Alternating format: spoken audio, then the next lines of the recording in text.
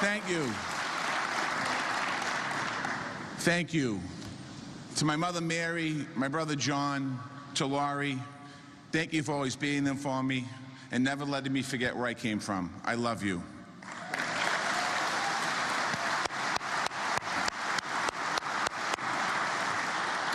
To Governor Baker and constitutional officers, Speaker DeLeo, President Spilka, and our delegation at the State House, Ambassador Flynn and Mrs. Flynn, President Campbell, and the Boston City Council, thank you all for being here tonight with us.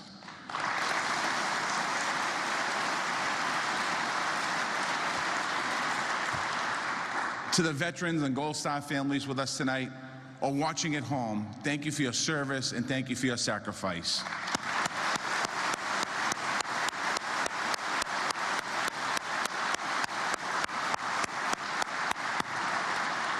To the employees of the City of Boston, thank you for your partnership and your hard work.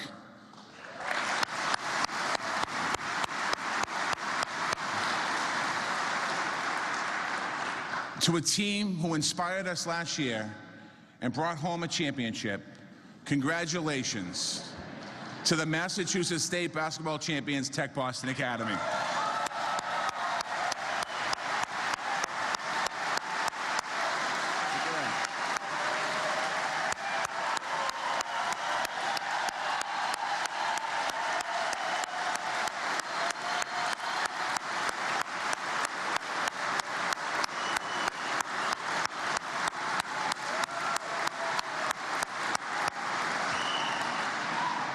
And congratulations to the Red Sox for winning the World Series.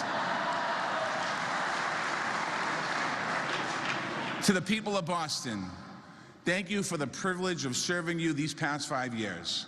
I love my job. Every day, I get to go out into the neighborhoods to talk, listen, and work with the people of Boston. Every day, Bostonians walk through the doors of City Hall and share their hopes and dreams with me. They remind me of how grateful I am to live my dream and walk through those doors as the son of immigrants. I think of another door that opened. It was the morning after my election in 2013. I was in a hotel room and opened the door for the worker to deliver breakfast. Her name was Letty. She immigrated from Africa to follow her dreams here in Boston. She came around the cart and gave me a big hug, and she was crying. She said, "We did it. We won. We are going to be mayor."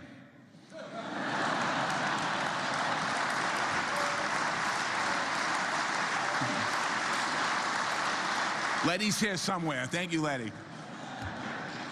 It hit home right at that moment what this job means. It means opening doors for more Bostonians to walk through, people of every race, creed, and class, changing a city, changing a nation. That's what Letty's union did last year when they set new national standards for hotel workers. Congratulations to Local 26.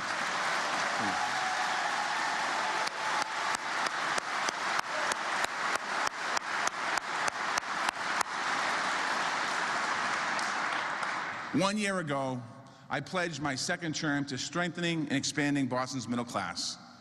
Today, more people are working than any other time in our city's history. Unemployment is 2.4%. The lowest ever recorded.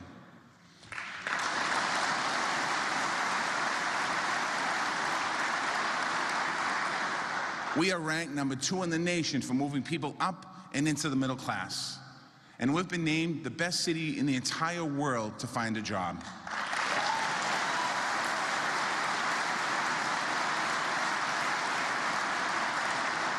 We have thrown open the doors of opportunity, and Bostonians are surging through them to live their dreams and lead us forward. And because we are drawing on more of our people's strength, the state of our city is stronger than ever.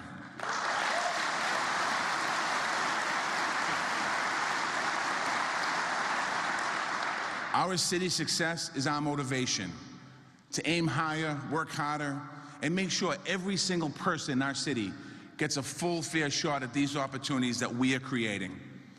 That's how we'll truly succeed. That's how we're determined to lead. Today, our leadership is needed more than ever. It's a pivotal time in our country. Too many people and too many communities are being left behind.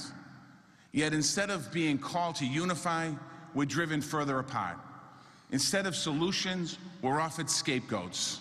In our democracy that we fought for right here in Boston, that generations of veterans defended with their lives, that civil rights and women's rights marches risked everything to be a part of, is under attack. A government that's supposed to be of the people, by the people, and for the people is shut down. So the state of our city is strong, but I'm concerned about the state of our union. What happens in Washington, we feel on the streets of Boston. But here's what matters more. What we do in Boston can change this country.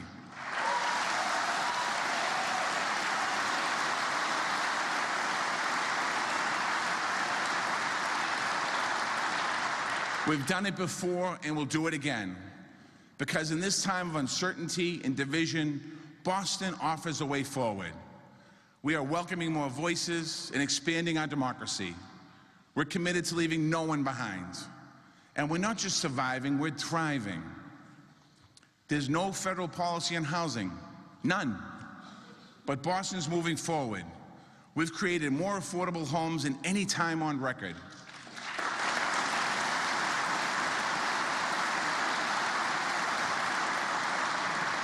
There's no national infrastructure plan, none.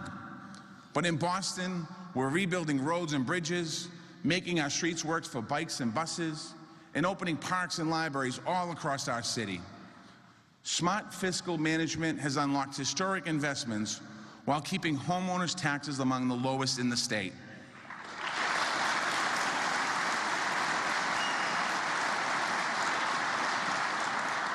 The White House turned its back on climate change.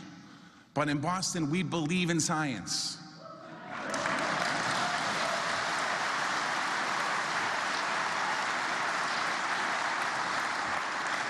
Our Resilient Harbor Plan will protect us from floods. And we have a strategy to be carbon-free by 2050. We've shown that differences don't have to divide us. When we come together, anything is possible. That's democracy in action. That's how we built this administration. We won office in a coalition that wasn't supposed to be possible. Working people, black, white, Latino, Asian, all came together. We created the most diverse administration in Boston's history, from the cabinet to the front lines. We listened to the voices of every community. We took on Boston's toughest, long-standing challenges, and we began changing our city. In a national crisis of police-community relations, we committed to lifting people up, not locking people up.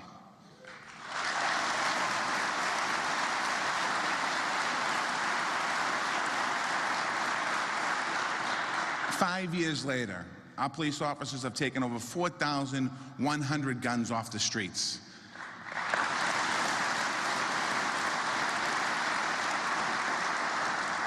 And we've put thousands more young people on a pathway to opportunity. The results: arrests are down by 25%, and our crime rate came down by 25% as well.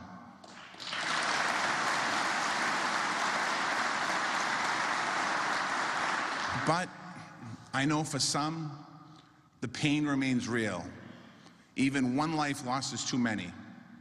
So our path forward must be to build even more trust with the community, even more opportunity for our young people, and even stronger partnerships in our neighborhoods. Less than a decade ago, libraries were slated for closure. We listened to the residents who cherished them. Today, not only are they open, we've invested over $100 million in renovations for libraries in Mission Hill, Brighton, Rosendale, Dorchester, Roxbury, Chinatown, and other neighborhoods. That's in addition to $78 million renovations of our historic Central Library in Copley Square, where there's more to come.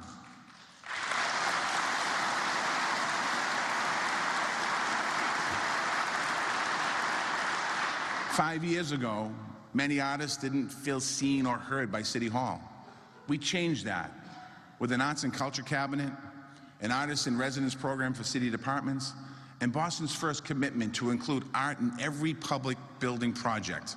We made Boston an arts leader again.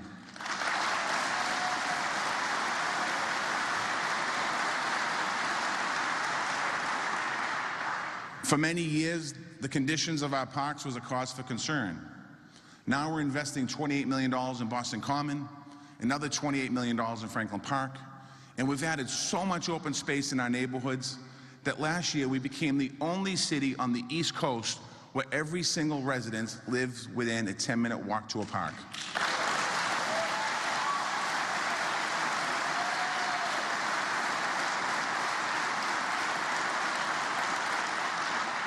When we took office, the Boston Public Schools had not been on a regular construction plan in over 40 years.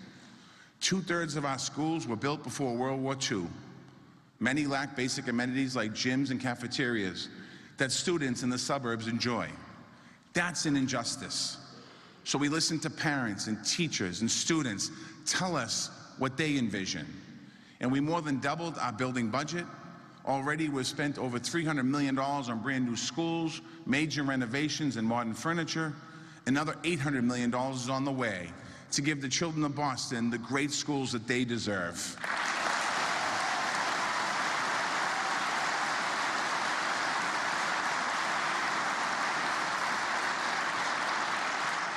We are opening doors to new schools, new libraries, new homes, new jobs. We're listening to new voices. It's not always easy or comfortable, but a more open conversation means better solutions for our city. The sign of a more vibrant democracy, and it's working. You hear it in the voices of the students at the new Dearborn STEM Academy in Roxbury, and soon at Boston Arts Academy in Fenway.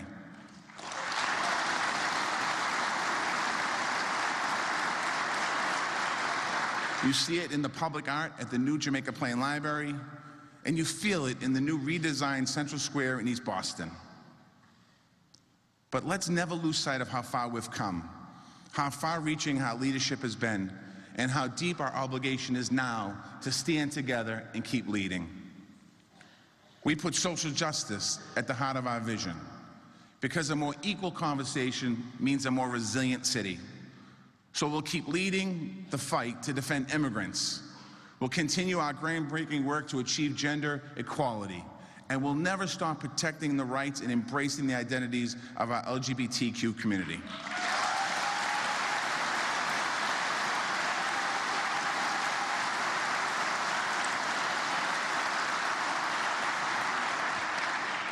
We stand strong against the growing evil of hate crimes in our country. This year, we'll reactivate the city's Human Rights Commission. It will provide a forum for Bostonians to address discrimination and secure the promise of equality. Today is Martin Luther King's 90th birthday. Soon we'll have a major memorial to Dr. King and Coretta Scott on Boston Common.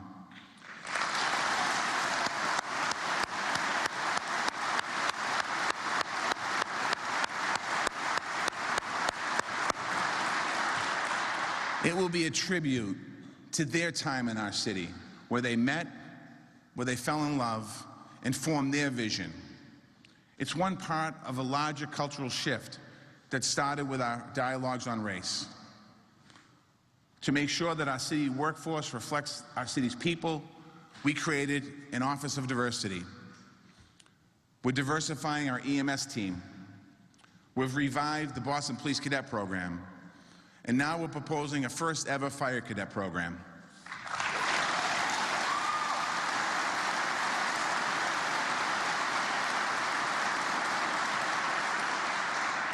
We're making city contracts and public land more accessible for people of color and women.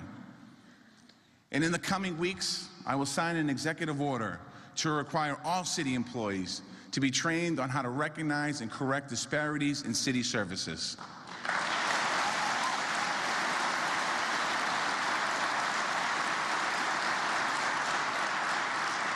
This work is gaining national attention.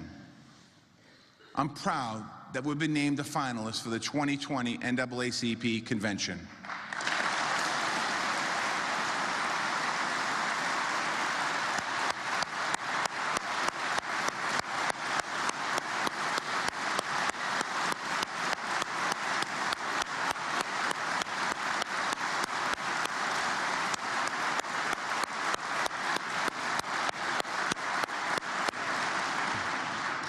And I ask all of you joining me here tonight in letting the NAACP know how welcome they will be in Boston.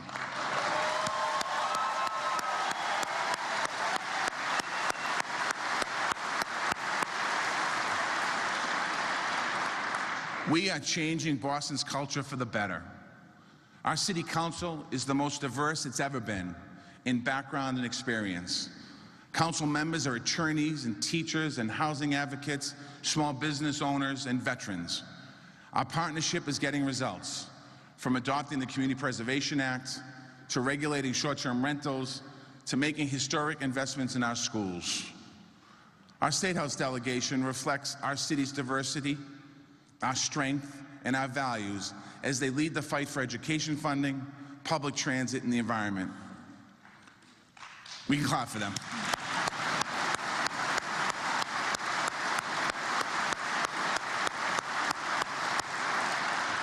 I should have said we should clap for them.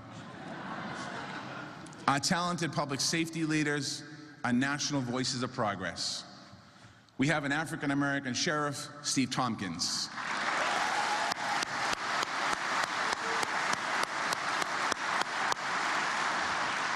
We have Boston's first African-American police commissioner, Willie Gross.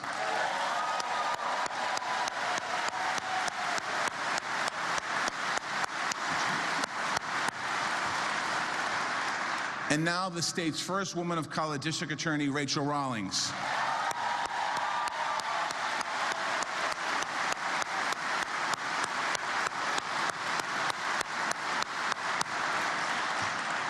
And Massachusetts' first African-American woman in Congress is Boston's own Ayanna Pressley.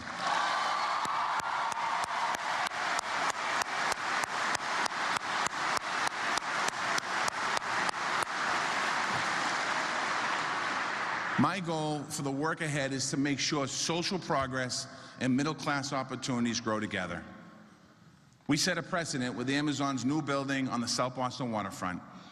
Now, we not only require funds for job training, it must be training that helps local residents fill those jobs.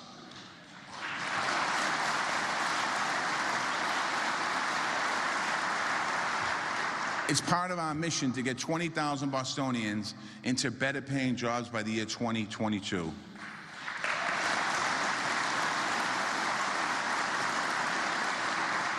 This year, we'll bring the policy to the people with a mobile economic development center. We'll be in every neighborhood with job training and business workshops, like how to open restaurants or compete for city contracts. Thank you.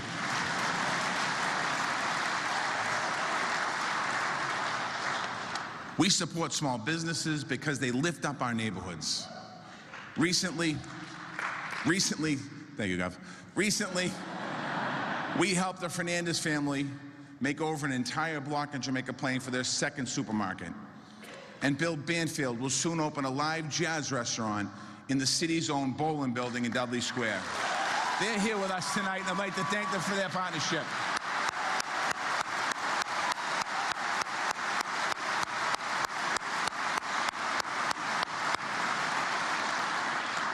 We're serious about growing our middle class. We'll create 1,000 new homeowners in the next 5 years by building more affordable homes and providing more financial help.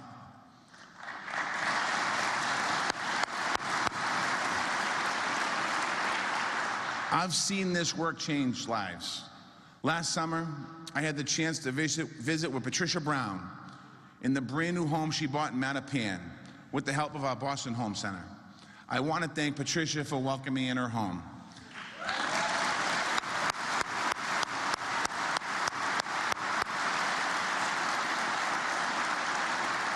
I also want to challenge her grandson Gabriel to a slam dunk contest, and he beat me in his room.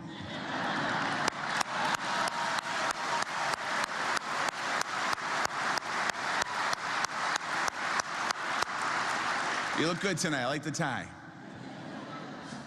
Boston is a community for every generation. This year, we'll launch Boston's Age Strong Commission, formerly known as the Elderly Commission.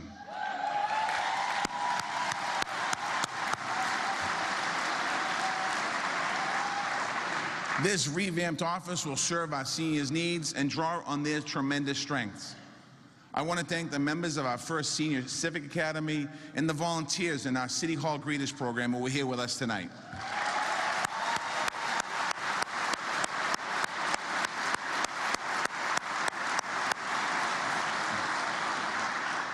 When we come together, we can change lives. 5 years ago, Boston had a shelter system for the homeless. Today, we have a housing strategy. Working with our provider partners, we've housed over 1,600 chronically homeless people, and there's more to come.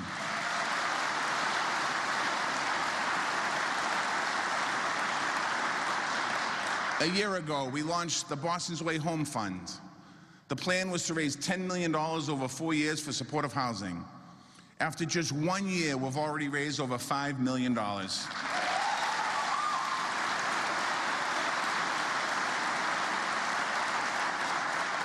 And I want to thank Boston's business community for stepping up in a big way to get us this far.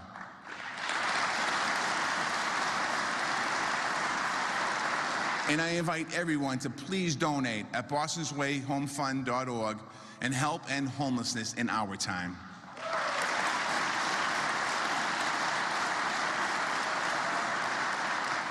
When I say no one left behind, I mean no one, because I believe in recovery with all my heart.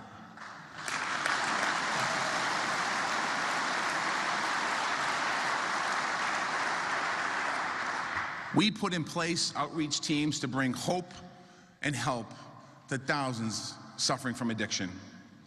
We are suing the opioid makers who fuel this crisis because we are all paying for their greed.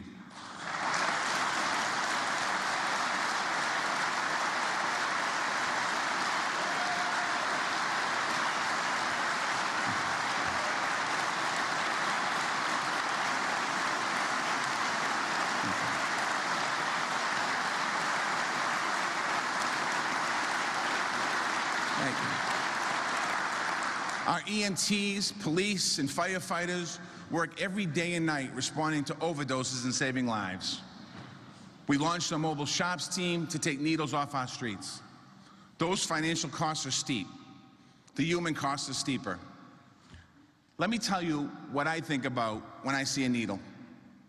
That needle went into an arm. That arm belongs to a person.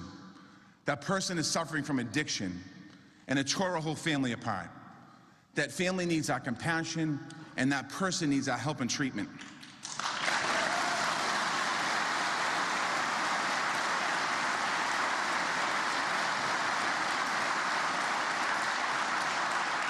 So if you see a needle, call 311 and we'll come and get it.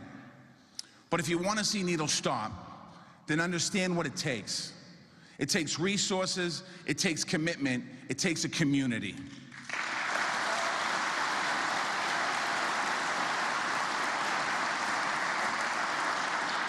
Our plan for a recovery campus on Long Island is not about rebuilding a bridge. It's about rebuilding a life by getting that person and thousands of others across our region the care they need to get well. That's what we're doing.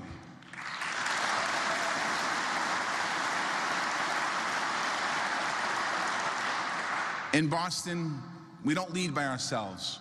We lead as the capital city and economic engine of a great Commonwealth.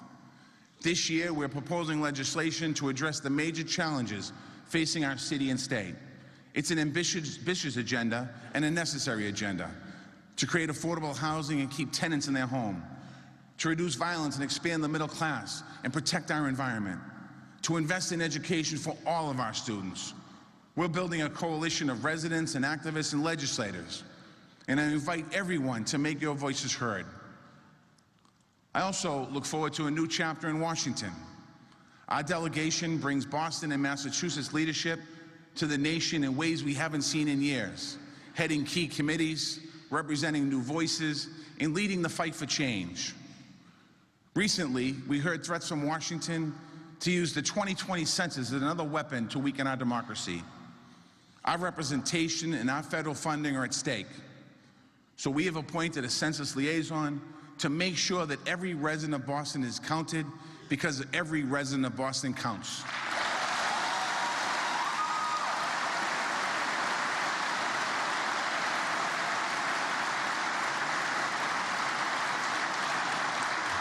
One more thing. Governor Baker and I are going on a road trip. We have led Senate and a Democratic House, so we'll go to Washington with a united front and call for the investments in housing and transit and the environment that our future depends on. Instead of building walls, let's show them how to build bridges.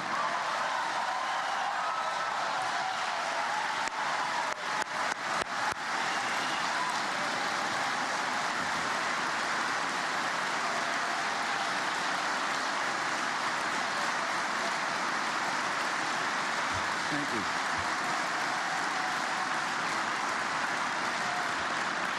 Fighting for others and leaving no one behind. To understand the power of these values, we have the greatest role model in the world. A few years ago, veterans in our city got together to plan a tribute to their fallen comrades. One of the founders was Sergeant First Class Eric Emond of the Green Berets. Eric's idea was to create not only a monument of movements to support veterans and Gold Star families. That's what they achieved in 2016 when they dedicated the Mass Fallen Heroes Memorial in South Boston. On November 27th last year, Eric was killed in action in Afghanistan. Now his wife and 3 daughters are embraced by the movement he was part of. Let us keep this family in our prayers and make Eric's supreme example of service our guiding star.